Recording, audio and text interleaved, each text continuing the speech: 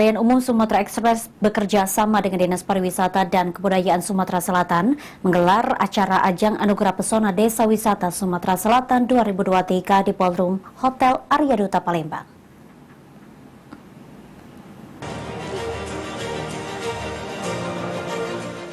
Harian Umum Sumatera Express bekerja sama dengan Dinas Pariwisata dan Kebudayaan Sumatera Selatan menggelar Ajang Anugerah Pesona Desa Wisata Sumatera Selatan 2023 di Ballroom Hotel Arya Duta Palembang.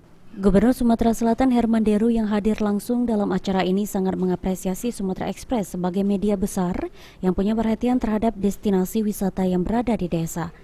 Acara Anugerah Pesona Desa Wisata ini juga, menurut Deru, menunjukkan jika Sumex mengambil peran membantu mempromosikan dan mengembangkan potensi dari desa di Sumsel yang dikelola oleh desa itu sendiri sehingga bisa terwujud desa mandiri dalam pendapatan segera terrealisasi. Desa itu punya keanekaragaman potensi, tapi kan potensi ini jika tidak digali dan tidak dikelola, salah satunya kepariwisataan ini, tak ada gunanya juga. Maka saya mengapresiasi Sumek nih, membantu menggali, membantu mempromosikan agar ini cita-cita kita desa ini mandiri dalam pendapatan bisa terrealisasi asal semua pihak ikut terlibat dan bergotong royong. Terima kasih Sumek. Kedepan pemerintah provinsi akan berupaya untuk melengkapi infrastruktur yang kurang seperti jalan, sinyal internet, dan perbankan.